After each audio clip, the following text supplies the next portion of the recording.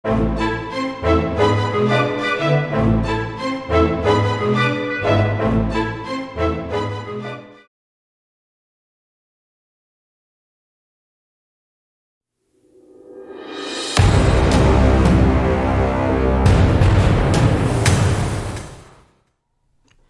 going on, guys? This is Lawrence over at Mighty Comics and Collectibles.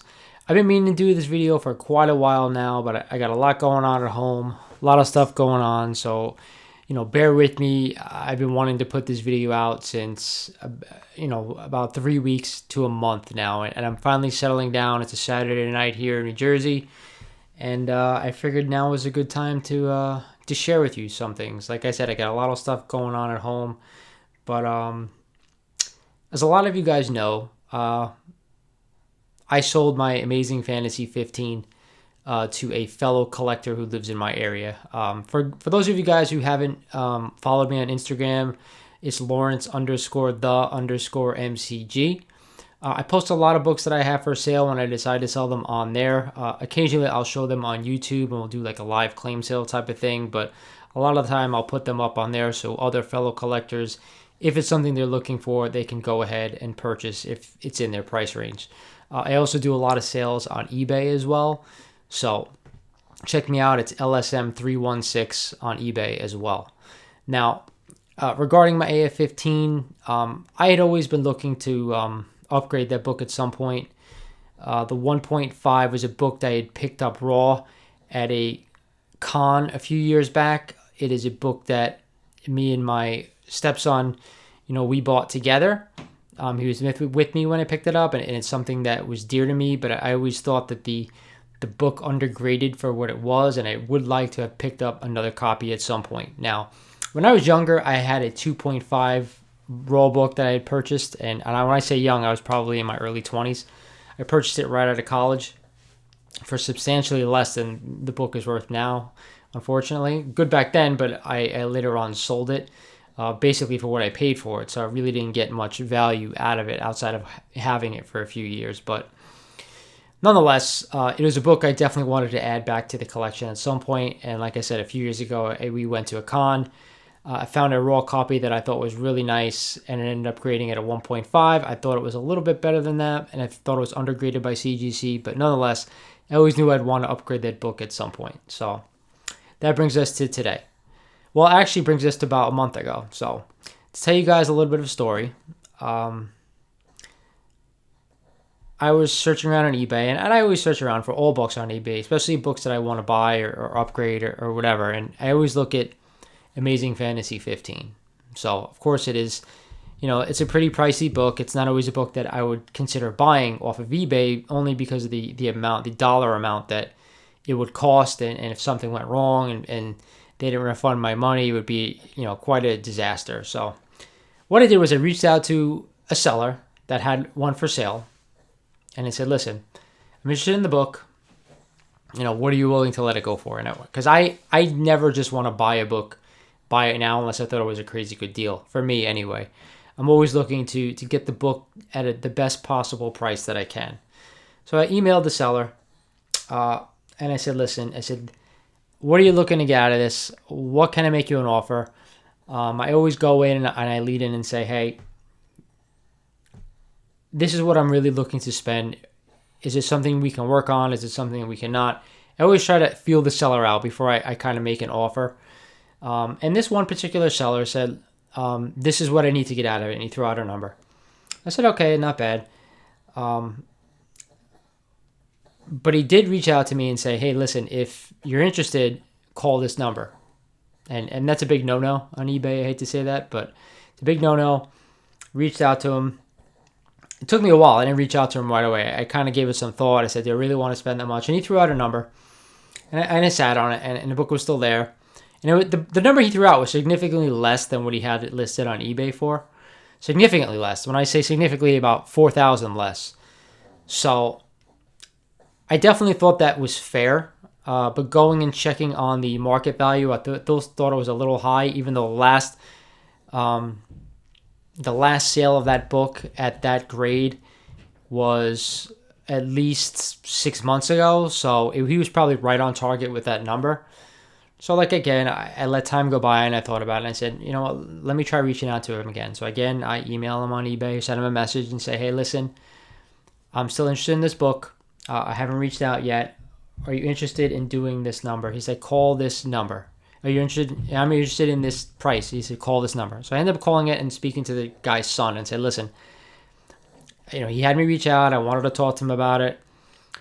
This is a number I'm comfortable with. Now, this is the key to me. I said to the guy, listen, I'm about 3 hours away. I could drive there and pick the book up so you wouldn't have to ship it. There's no, we don't have to worry about anything. I can meet you, give you the money, and you give me the book, and we don't have to worry about fees or issues in shipping or any of that stuff. And I was willing to do that. I said, if you're interested in doing it, this is what the number I can do. It wasn't the number he said, but this is the number that I can do. So again, it was his son. Talked to the son. He said, I'll talk to him right now and I'll call you back. I said, all right.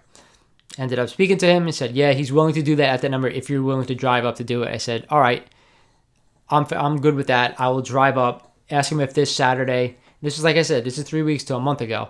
If this Saturday is good at this time. He said yes. He gave me his number. We spoke on the phone. We spoke via text. I said, all right. At that point, it was like Monday. And I said, all right, I'm going to come up Saturday morning. I said, I'm going to leave my house at 7 a.m. I should be there about 10 a.m. And then I'll let you know when I'm close and I'll meet you over, at the decided location. He said, agreed. Ended up calling him. I texted him Friday. I said, we still go for tomorrow? He said, yeah. Texted him Saturday morning when I was on my way. Drove all the way to Rhode Island. Hung out with the dude for about an hour while we talked comics. We talked collectibles. He counted the money, obviously. And I got myself a replacement for my sold Amazing Fantasy 15 1.5. Now, anybody who knows me, who watches my channel religiously, knows that there was something I was looking for if I was going to replace that book. Everybody knows that I sold my 3.0 Amazing Fantasy 15 to Comics with Bonix. He's now loving that book himself, thank God. But I wanted something special on this book, on this particular book, Amazing Fantasy 15. Only because, one, because I love the way it looks. Two, because I thought it was appropriate to get this book in this state. For me, that was a priority. And I can't tell you why, because I'm not a big... And it's a signature, and I'm not a big signature guy. Like, I don't have a ton of books with signatures, especially because I collect mostly silver, bronze books. So there's only a few people that I really want signatures from. So, but it was important for me to find a nicer grade of this book with a signature from this person, and to find it at the right price. And this book is just about to take off again, so I'm glad I picked it up when I did. It was sad selling the 1.5, and I have an additional story right after I show you the book. In fact, I'll tell you now before I show it to you. The very next day, I had posted Amazing Fantasy 1.5. So I purchased the book, drove up to Rhode Island, took it home, had it in my possession, and then I posted that very next morning saying, hey, I have a 1.5 for sale. And literally within the first hour or two, I got a response from someone who was local to my area, willing to meet in a snowstorm right then and there. And I drove about a half hour south of me, met him. He paid me, PayPal friends and family. I handed him the book. Great guy. And now he's a proud owner of an Amazing Fantasy 15 1.5. So things just work out. Sometimes they absolutely work out. For me, having to drive 3 hours to get to speak to another collector who owns his own store, by the way, Collectible store, and I won't get into it because I didn't ask permission. And then selling the book the very next day, the 1.5, to a collector who was looking to upgrade his copy. So to me, things worked out great. I actually made a nice, quite chunk of change from when I bought that book, from selling it. So that book definitely had gone up in value. And now purchasing this one right before it's about to take off. And it has just started to go up again in price. So I'm glad I found it when I did. Timing is always everything, I think, in this hobby.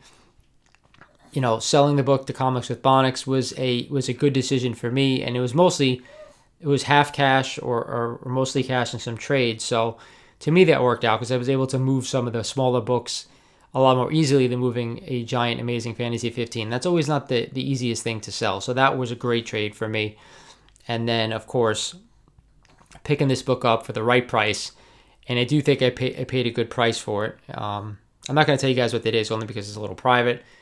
It is a lot of money, but it's definitely under market value. Not by much, but it is under market value. So without further ado, I'm going to show you guys this book because it is something that's special to me. If you could see in my case right there, there's a little spot that's been waiting for this book, and it's been sitting in there for the past 3 weeks, 4 weeks, whatever it's been. But I took it out to show you guys it, and you guys let me know what you think. And if you think I got, if you like the book and you think it looks good and I did a good job, you guys let me know. So here it is. My new copy of Amazing Fantasy 15 is a 2.5. There we go. Sorry about the glare. Let's see if I can. A 2.5 signed by Stan Lee in silver, which is a huge deal for me because I love the silver signature on any book that he signs or any book that any signature gets. To me, I love the silver signature. Now you can see there is a little bit of writing, but they did a good job. Stan did a good job of covering the signature with his signature. So it was just somebody writing, I think, their name or something on it. And Stan got about a good half of the person's name. He covered it up, so he did a good job. But to me, to have this in my collection was it was a must-have for me. I've been wanting to upgrade this book for a while. Wasn't sure if I was going to find a copy that was priced right and that looked good enough and had the Stan Lee sig, because that Stan Lee sig is important to me on this book. Not on any other book, really, besides this one. It is my third Stan Lee sig that I own. But the other two may get sold at some point. This one will be in my collection forever. I'm not upgrading this book again. Like, this is it. This is as high as I want to go for this bad boy. 2.5. And that's what I originally had. When I first bought this book back when I was in my early 20s, I had a 2.5 blue label. So I'm finally happy to add this book back to my collection. It's been a long time coming for me to find a yellow label copy, and I'll show you the back. The back looks a lot nicer. There's you can see a chunk out on this side right at the top, but not that bad. It's clean. It's not dirty. It's nice and bright. And that was important. And there's no notes. There's no notes anywhere on the book about tape or about missing anything. It just says signed by Stan Lee on 1/14/2018. And it's a beautiful copy. The colors are great. It looks amazing. So it's for me to pick this up. I was happy. So let me just get a drink. It is Saturday night after all. And I won't post this till Sunday, so you won't see these guys till tomorrow. But it's important for me to get this out there. I haven't done a video in a while. Haven't really had time. I had a lot of stuff going on. There's a few issues with things around here. Nothing too crazy, but things that I've known about that require my attention. So everything's all right, though. I'm happy to finally have that book in a 2.5 yellow label. And I posed this question to you guys once before. What do we look for when we're collectors? And we have a lot of the things that we collect. For me, it was an upgrade on certain books. It was second copies of certain books that I thought could go up in value. I'm going to show you a couple of books I recently picked up that I do have a second copy of. The first one is Amazing Spider-Man number 41. This is my second copy of this book. I do have a graded, I think, 4.0 on the wall over there. And I'm sorry for the video quality, but with the depth with the camera, it captures me, and then everything in the back kind of is a little blurry. So I wanted to add another copy for this. Any Spider-Man key, which we really haven't seen before. I know we saw Rhino in Amazing Spider-Man 2, and that was stop. When we get to see Rhino at some point, and I think we will, that book will jump. Avengers Annual number 10, First Rogue. I had this book at one point and I sold it. I recently added it back because I do think it is important. Any of the X-Men keys that are affordable, I suggest you guys jump on them. X-Men 1 is going insane. Hulk 181 is going insane, and I have 3 copies of that because I know that it's either now or never. And eventually I'll get down to 1 and I'll sell them, but if you can afford a copy before this thing blows up, and it's starting to blow up, it's been blowing up, and it just keeps going higher and higher and higher. It's out of reach a lot for a lot of people. That's why I bought it, and I traded for some as well. I had traded for a Hulk 181 4.0 when I sold a Daredevil 1. Now, of course, Daredevil 1 is blowing up like you wouldn't believe. I do have my personal copy, but I had a second one, which I kind of wish I held on to now. But, Hulk 181 will blow up as well. Wolverine's a little bit more popular character. It is a Bronze Age versus Silver Age, but he definitely is more popular. So eventually I do think it'll just keep going and going. But the X-Men 1, anybody check this out lately? I just saw like I think a 3.0 went for like 10 grand, which is insanity. I have a 2.0 and I'm wondering when I should let it go. I don't think it's the time is right yet, but eventually you got to let everything go, right? Not everything is you can take to the grave. You got to let go of some books sometime. That's why I buy multiple copies if I can afford them, and then I'll sell them when the time is right to kind of take that income and then put it into something else, whatever it may be. But the smaller keys I've been picking up, like I said, the first Rhino, I picked up another first Sabretooth, which is a big one. I'm looking for another first Juggernaut. Like, those are the books I think that are still have yet to reach their peak. I know we saw Juggernaut in Deadpool 2, but we haven't seen him in the MCU yet. And when that happens, I think you'll see more. And it is a Silver Age book of a big character. I will say this, heroes always grow faster than villains, so take that into account. We saw the first appearance of Mephisto go bananas. And I have 2 copies at CGC right now. I'm just waiting to receive them. They haven't started grading them yet, unfortunately. But when I get those back, one of them will be for sale, because even though I don't think Mephisto's coming anymore to WandaVision, we're at episode 9 and we haven't seen him, we haven't heard anything. So I don't think that's it. Maybe Doctor Strange too, we don't know, but there's a lot of spec out there. We know that, right? Spec on the stuff that we think is coming. And I bought these books long before anybody spec'd on Mephisto and any of these people, but I bought that Rhino for $220 off of eBay. To me, that was worth it. I think it's about a 4.0. Maybe a 3.5 because there's some creasing here.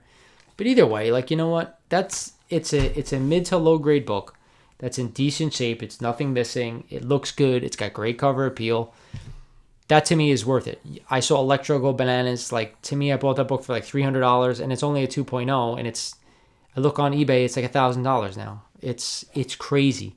So timing is everything. Just like the AF-15, timing is everything. Knowing when to pounce on something before it happens.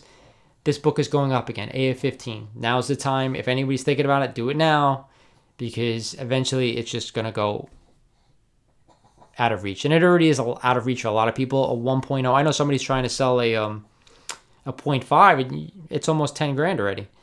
A 0.5, nothing missing is almost 10 grand already. Think about that. That's a big deal. So for me to pull this book, it's a special thing. For me to collect stuff that I think will go up in value is a special thing. And that's my advice to you guys as collectors, is collect what you like. And this is what I like. I like silver. I like bronze. I like key issues. But at the same time, don't hold on to them because they don't last forever. So if you can sell something when the time is right. So that's basically it for this video, guys. It's a little bit of a long-winded video, but you know what? I wanted to jump on here and do this for a long time, and I finally had the moment to do it. So hopefully you see a little bit more of me, even though I haven't picked up much stuff. Check out my Instagram because I'm constantly posting big books for sale, big keys for sale. That's Lawrence_the_MCG. I'm always on here at YouTube as well. You can always check me out on here, or just drop me a DM on here, or like I said, on Instagram. So again, this is Lawrence over at Mighty Comics and Collectibles, saying thank you guys for watching. Hit that subscribe button if you're not a subscriber. Like this video if you like it, and please comment down below anything that you saw here today.